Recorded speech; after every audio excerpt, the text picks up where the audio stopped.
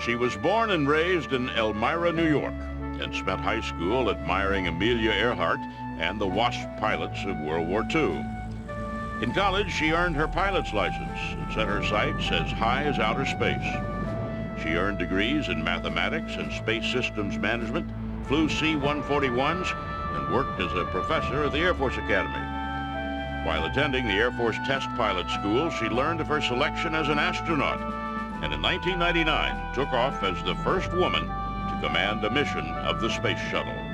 As women become more and more involved in the aerospace industry, you get a longer progression of women making important advances, not simply for women, but for all of mankind.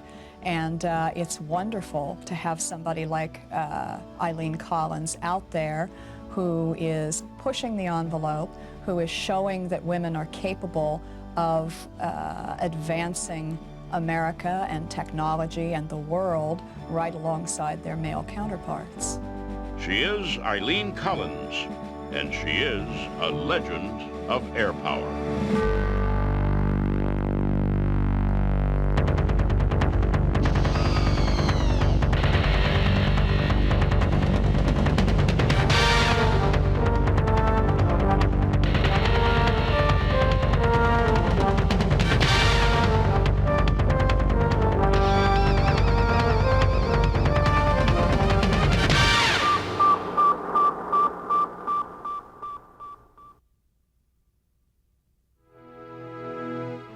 Eileen Marie Collins was born November 19, 1956 in Elmira, New York.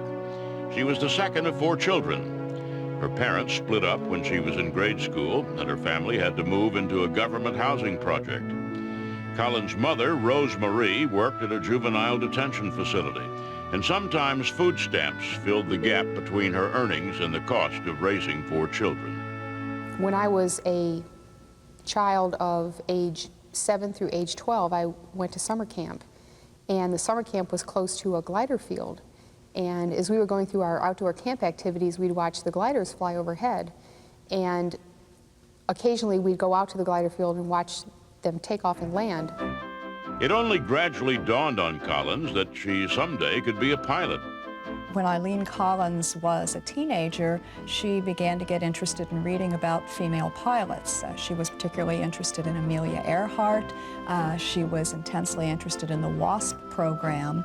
And what really fascinated her was the idea of women who were willing to put themselves in harm's way.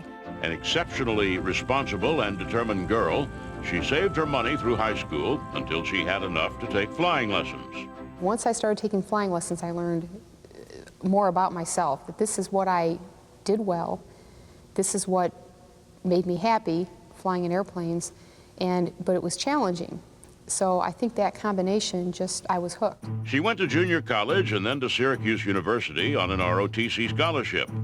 She graduated with a degree in math and economics and a private pilot's license. She joined the Air Force as a computer design engineer who really wanted to fly. The Air Force came to me and said, we have a new program. We're now taking women right out of college to go to pilot training. Would you like to volunteer? And I said, of course. Her flight training was no different from the training of other pilots, she says. No harder and no easier.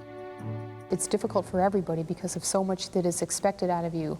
The studying, the operating in a very high-stress environment, flying with a helmet and a parachute, you're breathing off of an oxygen mask, you're out pulling G's and doing acrobatics, you have an instructor sitting next to you that you think his only goal in life is to wash you out of the program. While she was in flight training, NASA selected its first women mission specialists. They trained, by coincidence, at Vance Air Force Base in Oklahoma, where Collins was training. I never got a chance to meet them, but I read the articles about them, I knew they were coming. And I thought, hey, I'm in pilot training right now. NASA's hiring women. That's what I want to do. With her goal firmly in sight, she planned her career the way NASA plans a mission. She knew what she would have to do to meet the eligibility requirements, including 1,000 hours in high-performance jets and graduation from the test pilot school at Edwards Air Force Base. She knew that she would have to be excellent at everything she did. Her first step was high-performance flight. At the time, women were not eligible to fly combat fighters, so she instead applied for and was assigned as a T-38 instructor. The T-38, while not technically a fighter, is a supersonic, high-performance jet. From T-38, she went on to fly and command C-141s. She found that she enjoyed the teamwork of being part of a large crew, that she enjoyed and was adept at command.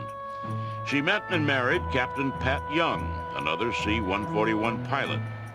She got a master's degree in operations research from Stanford and another in space systems management from Webster University. She taught math and was a T-41 instructor pilot at the Air Force Academy, and in 1990 entered the Air Force Test Pilot School. When she had all the right experience on her resume, she filled out an application for consideration as an astronaut. She did it quietly, telling few in the Air Force and no one in her family. She was at Edwards when she got the call. NASA veteran John Young asked her if she was still interested in being an astronaut. She said yes, and he invited her to the Johnson Space Center for astronaut candidate training. Collins was momentarily confused. Was this another part of the application process, or did it mean she was an astronaut? Young must have been smiling on the other end of the phone. Collins was indeed an astronaut. It was just a really great day. But I didn't have that very happy, let's go out and celebrate feeling. It was more like it's kind of hard to describe, it was more like, hey, I finally made it. And I feel like I'm in a position now where I can really make a contribution to the space program, which is what I've always wanted to do. The first thing that Eileen Collins learned when she reported for duty as an astronaut was, just because you're an astronaut, that doesn't mean you're going into space. Being an astronaut is like being at Disneyland. You spend a lot of time waiting in line or a relatively short ride. The crew flies. Everyone else pitches in. Collins served in a succession of roles, starting with orbiting engineering support. She helped get other astronauts in and out of the shuttle, ran communications between the ground and the shuttle crew, and helped with the final inspections of the spacecraft before flight.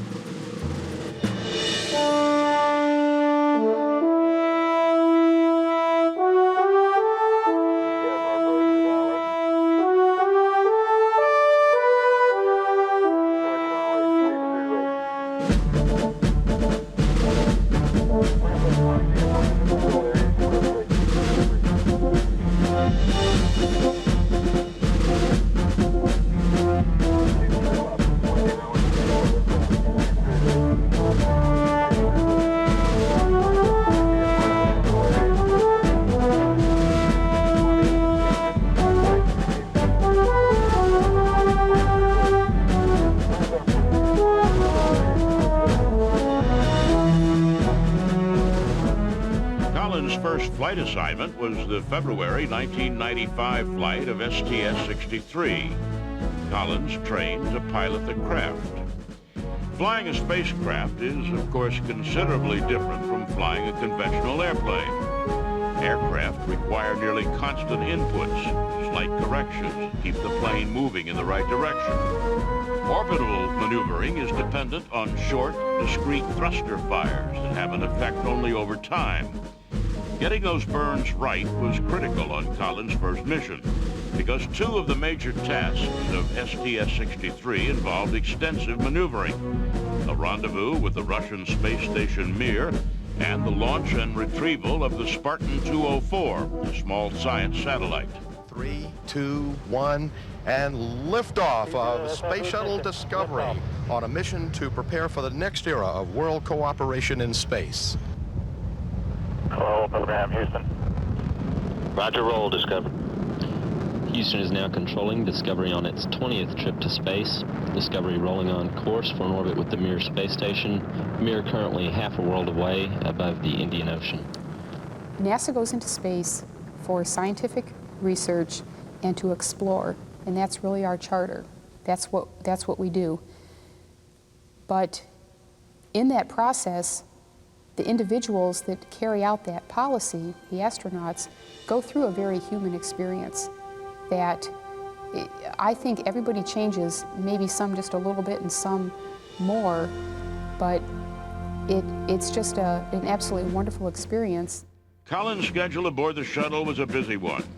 She and mission commander James Weatherby spent the early part of the flight nudging the shuttle into different positions relative to the sun to heat certain parts of the craft in an effort to seal some tiny leaks in the shuttle's thrusters that might have prevented a close approach with Mir.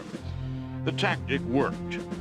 On the fourth day, she turned the shuttle to just the right attitude to deploy the Spartan satellite, all the while subtly correcting the shuttle's orbit to keep it moving closer and closer to the Mir.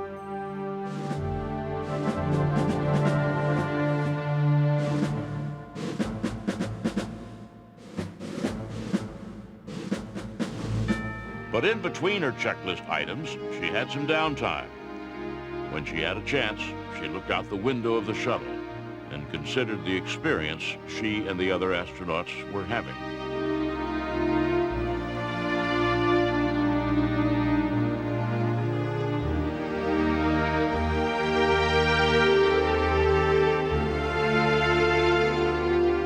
There's nothing like looking at the Earth with your own eyes and just experiencing the feeling of literally flying. I'll put my face right up against the window so I can't see anything else, just the Earth, and I'll stretch out my arms. And it feels like you're a person by yourself just flying over the Earth. She eased the space shuttle to within 30 feet of Mir without disturbing the fragile space station. She then backed off and flew a circle around it. It was all very by the book, and at the same time joyful in a way that the hyper-engineered world of NASA is seldom outwardly joyful. Mir, Discovery. Discovery for Velocia. Ships closer together. We are bringing our nations closer together. The next time we approach, we will shake your hand, and together we will lead our world into the next millennium. Jak my splizili nasi kosmiczeskie korablie. Tak my splizili nasi nacji. Posładajuści raz. Когда мы встретимся, мы пожмем. As you fly the shuttle around the Earth, you're going at 18,000 feet per second. It takes 90 minutes to go around the Earth, and in 90 minutes, I mean, how many billions of people do you fly over down there on the surface of the Earth? It's just mind-boggling. 6 days into the flight, she eased the shuttle into position to recover the Spartan satellite. The recovery went perfectly.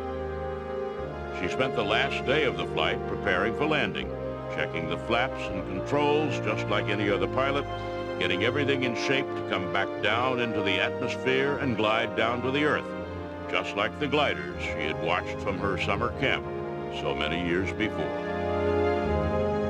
The crew accomplished everything it set out to accomplish, and the pilot, a quiet girl who had surprised her friends and family by becoming an astronaut, flew a nearly perfect mission. She had improvised effectively when it was called for, and flown all her exacting maneuvers in exactly the way the mission plan required. She returned from outer space a proven astronaut. She also returned a changed human being. No one has ever come back from space and decided they'd never like to return to orbit.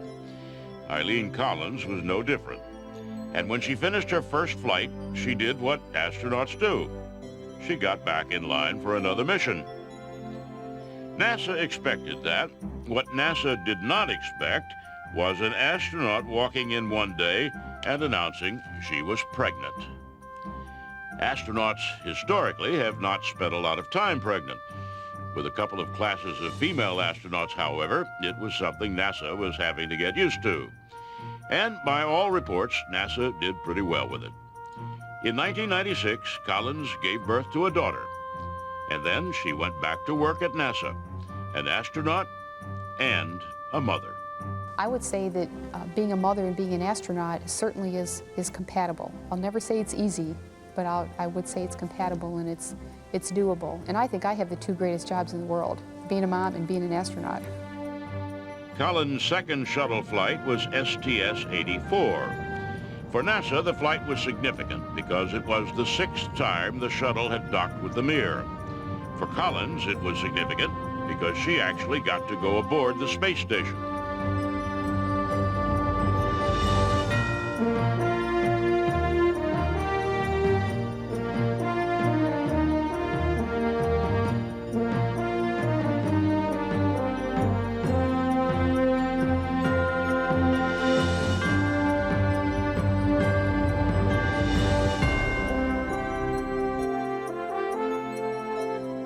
I found Mir to be very warm.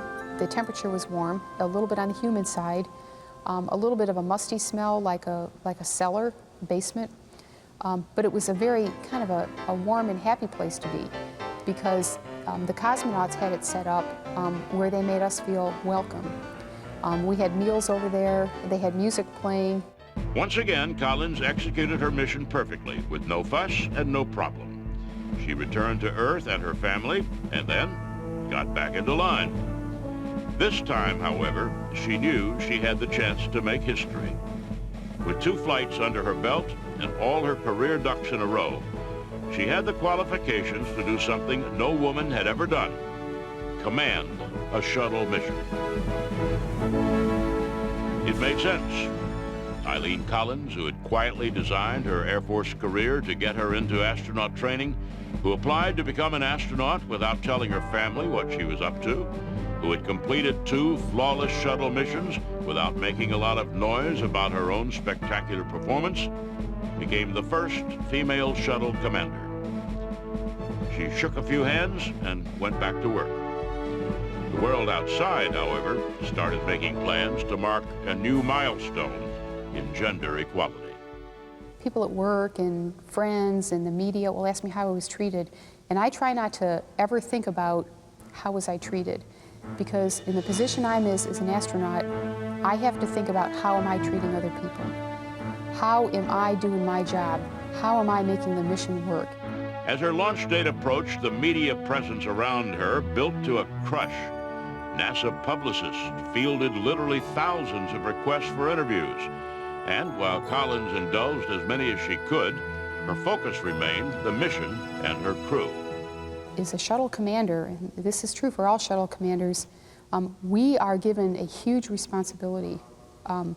Taking care of the $2 billion plus orbiter, your payload, which is, who knows what that costs, the space station, which you're going to go dock with, and many astronauts fly 4 months on the space station, you are given that responsibility by the American people. And they expect us to take care of, they're taxpayers, they're paying for the space program. So it is just very, very important that we stay so focused on the mission, safety, success, get the mission done the way we have defined the mission to get done. On July 22nd, 1999, STS-93 took off from Florida. The world was paying attention in a way it didn't usually with shuttle flights. The cargo bay was packed with hundreds of millions of dollars in experiments and satellites. One, nicknamed Chandra, was the most sophisticated X-ray observatory ever built, designed to look deep into the hot gas remnants of exploded stars and help scientists understand the origins and ultimate destiny of the universe. Mission specialists under Collins' command would test whether building the huge solar collectors necessary to power the International Space Station was possible, and determine if hobbyists could use ham radios to talk to orbiting astronauts. The mission was a big deal, except to Collins, for whom it was apparently no big deal at all. Women at NASA are so integrated in the workforce that when you go to work on a day-to-day basis, you don't think about, am I working with a man or a woman? It just doesn't make any difference. Up in space, Collins went about her job, walking around on her fingertips in zero gravity and making sure the checklist got done. She made decisions and did all her tests, and made sure the pilot had everything ready for re-entry. And she took a moment every now and then to look out the window and imagine herself all alone, flying high above the earth. Far below and far behind her was the housing project where she had grown up. And as she flew, she picked up places below her that she would like to visit one day. Someday, more and more people will have the opportunity to do that. Because after you go into space, you have a different appreciation of the Earth. You have a different outlook on the Earth. You don't, like when you drive to work in the morning, most people just think of, I'm coming from here, I'm going to here, and they think of their own little world that they live in. I don't do that anymore. I really don't. Flying in space has changed me. I have a very global outlook on things. The first shuttle flight under the command of a woman landed perfectly, 5 days after it took off. The media crowded around, asking Collins what it felt like and whether she had had trouble with the men around her. She smiled and answered all their questions, and then did what astronauts do when they get back from a mission. She got back in line to await her next flight. I think her greatest contribution is the fact that she's very accessible. She's willing to talk about what she does. She's willing to talk about the achievements, the potential of the space program. She encourages not just young girls, but young girls and boys to dream big dreams and to go out there and work hard to make them happen.